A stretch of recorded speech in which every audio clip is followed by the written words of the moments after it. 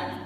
Ini kisaran 10, paling cepat 8 jam kalau dari Tambelan ataupun dari Kalimantan. Jadi pada hari ini kita bersyukur yang sebesar-besarnya kepada Allah Subhanahu wa Ta'ala, karena alhamdulillah dapat hadir di sini Pak Endang, dapat hadir Pak Madlan, juga Bapak Evi sebagai guru senior kita, dan juga rekan satu letting Ibu Eva, alhamdulillah sama-sama hadir di sini, dan anak-anak Bapak semuanya untuk bersama-sama Bapak menyampaikan tentang program guru penggerak.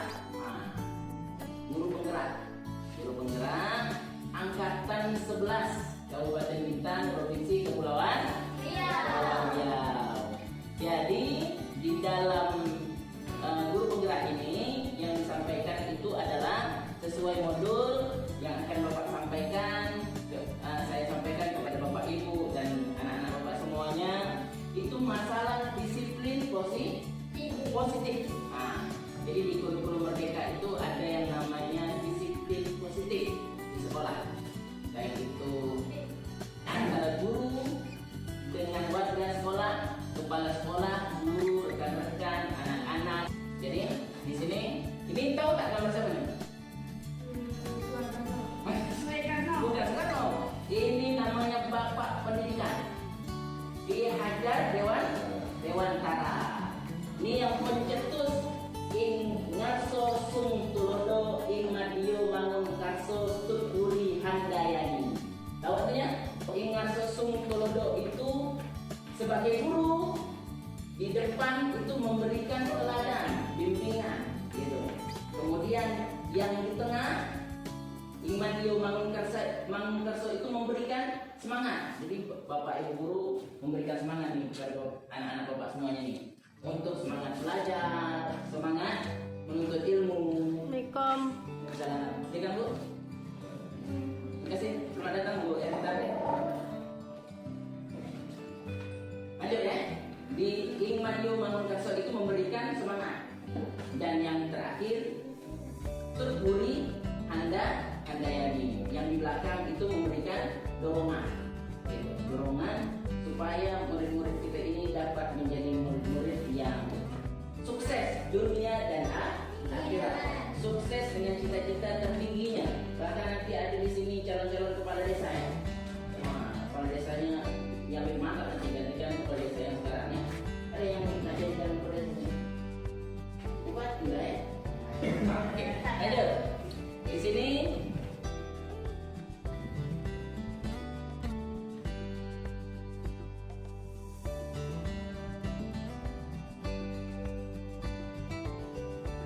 kalau nak tengok buka YouTube, Bapak ada channel YouTube. Buka. Ada channel YouTube, silakan nanti dibuka di situ. Buat aja Roy Hermanto itu nanti ada channel YouTube-nya. Ada pembelajaran banyak di situ. Oke? Roy Hermanto 889. Sebagai informasi, seharusnya kami di sini menggunakan infocus, tetapi lampu kami mulai hidup pukul 5 sore gitu. Dan beginilah keadaan daripada SD 007 kelas jauh Tambelan, Desa Pengikik.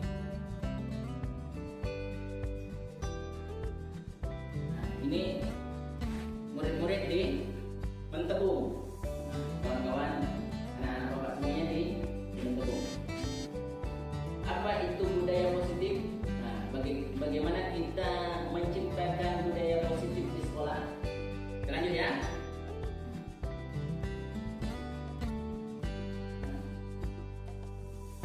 Budaya positif itu adalah lingkungan yang mendukung pembelajaran, baik itu untuk semua warga sekolah, gitu.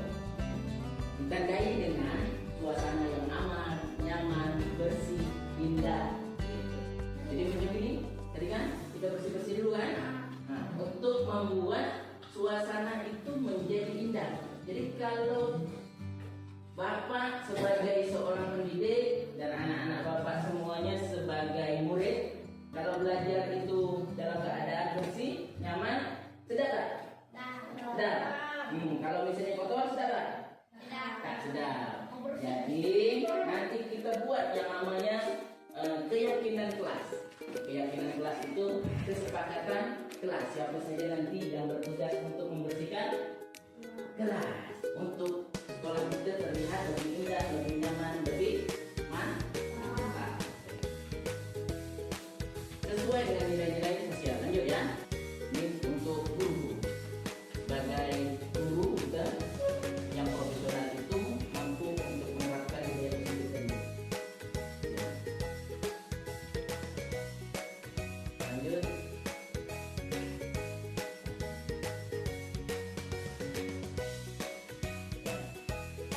Jadi kita menuntun anak-anak kita untuk bertanggung jawab nanti. Kita buat apa?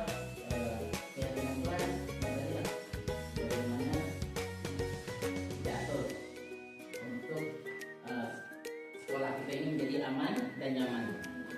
Tak ada paksaan gitu. Kita sepakati bersama-sama. Tak ada paksaan. Yang tak nyapu dihukum, tak ada. Tapi kita sama-sama membersihkan sekolah kita untuk keindahan bersama gitu. Tak ada nanti cerita kalau tak bersihkan kelas itu rotan, tak ada. Gitu. Kalau seperti itu bukan budaya positif. Itu namanya penghukum. Oke, lanjut.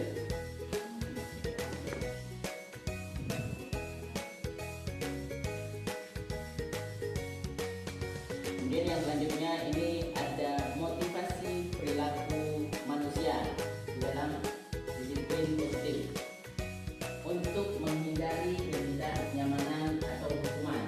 Ini namanya motivasi eksternal. Motivasi eksternal ini itu ada di luar untuk mendukung kita. Karena mereka ini senang belajar dan didukung. Takut deh dengan hukuman atau tidak belajar.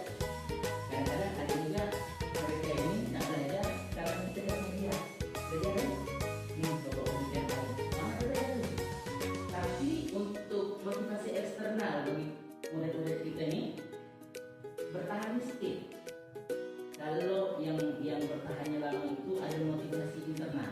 Internal itu memang ada di dalam diri dia sendiri. Dia itu pengen mendapatkan ilmu nih, untuk menjadi orang yang diinginkan gitu. Jadi kalau misalnya tak belajar tak enak gitu. Datang pagi-pagi ke sekolah itu bukan karena dihukum, bukan karena dapat hadiah, tetapi memang ada motivasi dari murid-murid kita ini untuk mendapatkan ilmu gitu. Jadi jangan takut dihukum ya, harus ada rasa diri. Pokoknya nanti kalau jadi orang yang cerdas dapat memajukan desa Pulau Pemikir menjadi desa yang lebih maju. Itu ada motivasi internal di dalam diri anak-anak bapak semuanya. Jadi mulai dari sekarang munculkanlah motivasi internal tersebut. Nanti kami dari guru-guru yang akan membimbingkan untuk motivasi internal. Oke.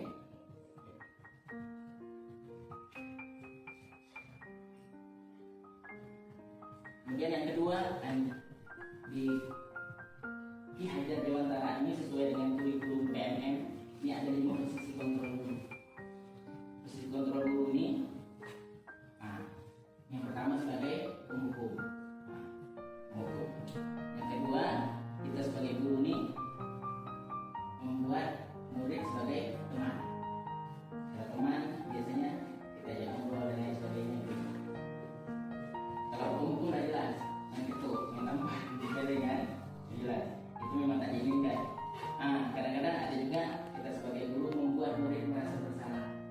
Ayolah belajar, kesianlah sama bapak dan datang jauh daripada Tanjung Pinang, datang jauh daripada Kalimantan, tapi kalian tak mau belajar, kesianlah sama bapak. Itulah kira-kira itu membuat murid merasa bersalah. Jadi ada rasa bersalah, kesian sama bapak jauh-jauh datang, mau kalian belajar. Itu guru yang membuat muridnya merasa bersalah. Kemudian sebagai pemantau, kalau pemantau ini kita jalan, karena kalau di pemantau ini dia berdasarkan aturan-aturan. Tak datang 50 poin misalnya, 1 sampai 150 poin tak hadir ke sekolah, jawab pindah ke sekolah SD 006 Pulau Pinang gitu. Itu kan ada seperti kan, tak ada pakai poin. Jadi untuk pemantau ini jarang. Yang dikehendaki untuk pembelajaran PMM ini itu kita sebagai manajer. Jadi bukan sebagai penghukum, bukan sebagai teman, bukan sebagai pembuat rasa bersalah ataupun pemantau, tetapi manajer. Manajer ini apa fungsinya? Yang pertama, media. Bersama-sama murid mempertanggungjawabkan dan mendorong mereka untuk menemukan solusi setiap dari permasalahan mereka. Jadi, Pak, kami tak pandai ngaji nih, Pak. Kata mereka kan, khusus untuk saya di agama. Jadi solusinya macam mana? Kita belajar ngaji nanti di musola. Karena kalau di sini pembelajaran sampai jam 11 atau jam 12 atau jam 1 kita berbalik, tak cukup. Nah, kita belajar ngaji nanti di musola untuk mendukung pembelajaran yang lainnya. Gitu. Kalau misalnya tak pandai membaca, nah, jadi bisa disepakati. Bu, kami tak pandai membaca ini. Udah, nanti ibu sediakan waktu. Nanti datang ya ke rumah ibu. Jam berapa kira-kira? Gitu. Yang disepakatinya, ibu ajarkan A, B, C, D sampai murid-murid kita pandai membaca. Bukan hanya ibu, tapi bapak-bapak semuanya. Selagi guru ada di sini, silakan anak-anak bapak semuanya pilih untuk pandai membaca atau pandai mengaji dengan bapak ibu yang mana, silakan pilih. Nanti pilih. Siapa aja boleh belajar dimanapun. Itu selagi masih ada di pulau. Jadi kalau nanti pada balik Kalimantan, tak mungkin nak belajar di Kalimantan kan? Nah, selagi ada di sini maka manfaatkanlah, ya. Jangan pula nanti guru dah ada, murid pula tak datang. Alasannya apa? Sakit pinggang banyak joget. Alasannya apa? Banyak sakit perut. Padahal guru dah menyediakan waktu di sini untuk dapat sama-sama belajar. Baik. Posisi manajer memungkinkan guru untuk menciptakan lingkungan aman, nyaman sehingga murid mudah untuk mengetahui kesalahannya. Jadi ini nanti berhubungan dengan segitiga restitusi. Nanti kita lanjut ya. Tentang keyakinan kelas tadi sudah Bapak sampaikan.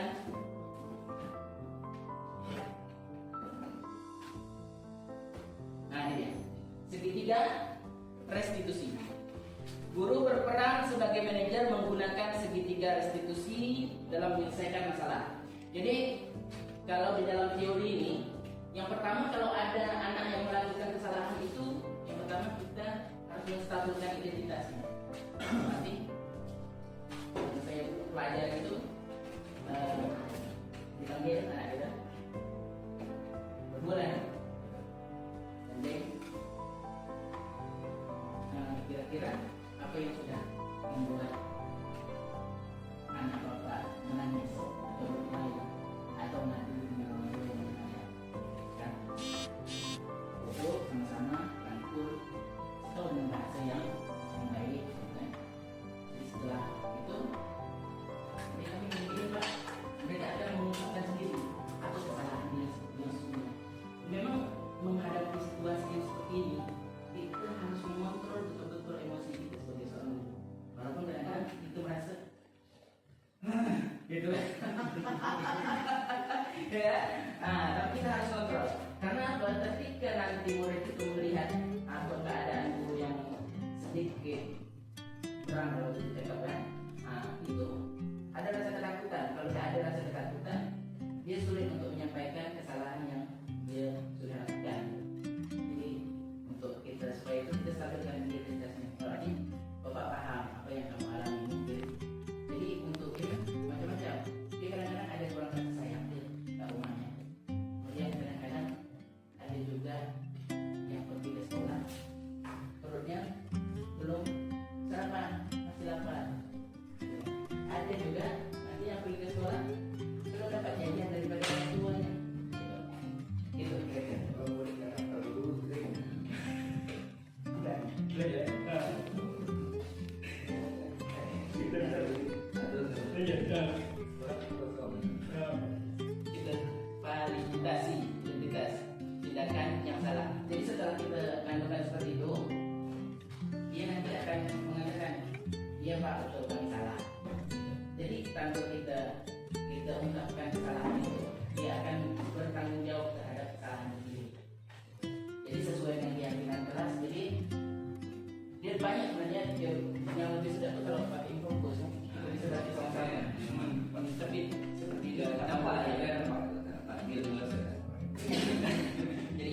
tujuannya untuk menghasilkan murid yang mandiri dan bertanggung jawab. Jadi macam mana cara kita menyampaikan kepada anak murid kita supaya dia bertanggung jawab terhadap kesalahan, ataupun ngaji dengan orang tua yang tidak berdasarkan fakta yang sesungguhnya apa yang kita sudah ajarkan. Jadi ini yang harus kita pelajari sama-sama. Kita pelajari semua. Kita hilang.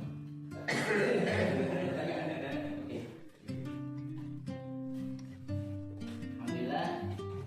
Berapa menit sebenarnya? Mau 16 menit, Pak. 16. Sudah bisa nanti. Oke. Jadi sebagaimana yang sudah saya sampaikan tadi, itu gambaran besar yang untuk disiplin positif di sekolah Pak. yang sudah Pak. saya pelajari. Dah. Jadi ini bukan berdasarkan pendapat saya, tapi pendapat beberapa ahli yang sudah menetapkan keterkaitan materi ini. Jadi bagi bapak atau ibu yang memiliki pertanyaan sebagaimana tadi yang sudah saya sampaikan, dipersilakan juga. Kalau ada yang cocok atau apa, aja satu orang.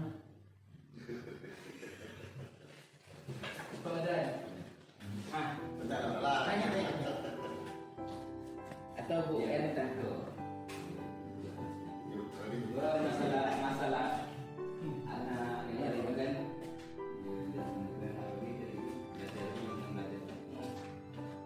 mungkin yang dilakukan itu kan mungkin yang dilakukan dia kan jadi ada 5 Ayolah kita tadi kan kurang kasih sayang, kurang kasih sayang.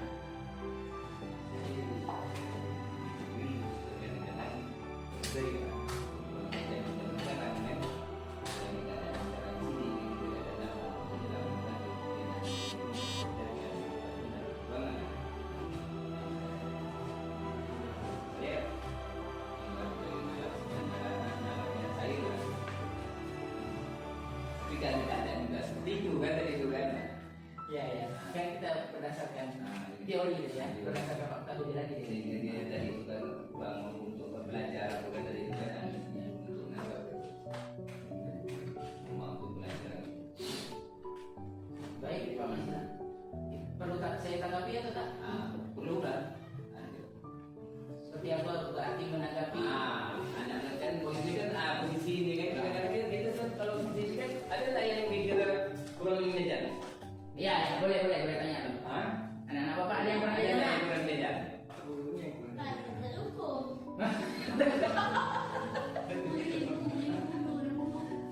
Ya, yang kelaparan ada ya? Kelaparan ada? Yang kelaparan? Ada. Atau mungkin kurang kasih sayang? Ada yang ada orang tuanya tak di sini? Yang kurang kasih sayang Pak, macam mana? Sama yang dimanja orang tua. Itu dia. Jadi di sini. Karena kalau kita buat teman tadi seperti yang kata bapak yang itu, tidak bisa pakai itu. Kalau kita puji-puji pun tidak bisa. Tidak bisa ya.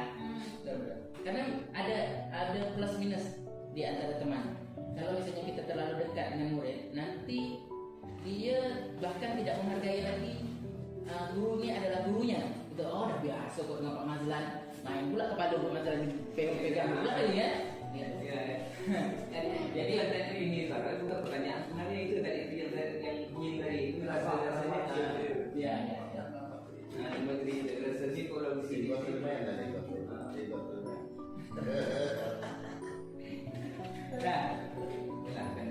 Terus satu lagi tadi ada itu dia kadang-kadang ada murid yang berperilaku itu dia ingin mendapatkan perhatian kadang-kadang dengan gurunya karena kurangnya kasih sayang kan. Kalau itu mungkin ya perhatian. Jadi ada juga kadang murid itu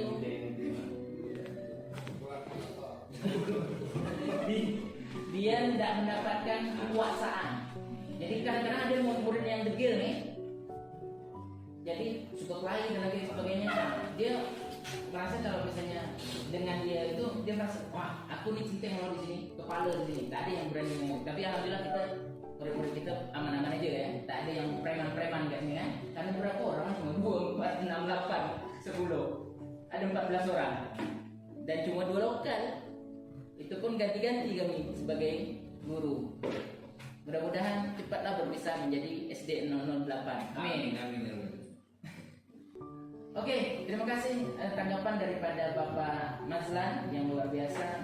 Mungkin ada tanggapan lagi dari Bu Ernita? Tak ada Bu ya? Alhamdulillah dapat bergabung di sini sama-sama. Pak Epi? Ada? Lanjut ya, baiklah. Ada? Bagus ya itu kue-kue itu dah.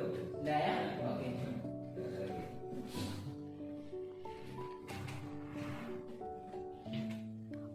Ya. Jadi saya pun tadi membuat kesimpulan sama Pak Mazlan. Selama ini saya sering di posisi kontrol guru itu membuat murid sebagai teman. Ya karena kue-kue ini kan kalau ini saya menyampaikan dari Sama-sama. Saya ketika belajarnya pun baru nih dapat oh rupanya jadi guru itu yang diharapkan di PMM ini pembelajaran mereka kita diharapkan jadi manajer itu dalam arti tak ada menghukum, tak ada pembuat rasa bersalah tadi kan, tak ada pemantau. Jadi kita arahkan aja lah karena aku gitu. Oke ya, sesuai tak dengan kesepakatan kelas kemarin. Kesepakatan kelas kita macam mana? Kita hadirnya sama-sama jam 7 misalnya. Ya sama-sama. Sesuai tak dengan kesepakatan kelas? Tak sesuai Bu, gitu. Kenapa? Ada alasannya gitu. Gitu. Kesepakatan kelas. Kalau dulu kan namanya kan aturan kelas kan. Sekarang tak ada lagi aturan kelas tuh. Kesepakatan sekolah atau kesepakatan kelas. Ataupun kadang-kadang ada buat tata tertib sekolah ya. Tata tertib sekolah itu macam-macam lah. Masuk tepat waktu, tak boleh buang sampah pada tempatnya gitu. Itu memang dari dulu itu memang Tata tertib kan gitu. Nah, sekarang tuh tata tertib itu lebih mengarah kepada itulah tadi keyakinan sekolah atau kelas. Karena kita lebih mengarah kepada anak-anak kita ini mandiri, tanggung jawab, inovatif, kreatif gitu. Terima kasih saya ucapkan kepada Bapak Ibu yang sudah sudi meluangkan waktunya untuk sama-sama kita belajar. Saya juga sebagai pembelajar dan memang di pembelajaran KHD ini kita sebagai guru ditekankan untuk belajar sepanjang hayat. Bukan hanya murid, guru juga untuk belajar sepanjang hayat. Jadi jangan pernah merasa bosan, jangan pernah merasa malu. Apapun kesulitan daripada Bapak dan Ibu guru alami, selagi saya dapat bantu dengan permasalahan IT misalnya, saya bantu. Tapi sama-sama kita belajar. Ibu saya itu adalah di baru itu untuk menghilangkan macam mana saya bisa sabar dengan pak sekolah. Oke, terima kasih atas perhatiannya. Mohon maaf atas segala kekurangan. Semoga pertemuan kita pada hari ini mendapatkan barokah dan iktibar dan rahmat daripada Allah Subhanahu wa taala. Kita tutup dengan sama-sama membacakan alhamdulillah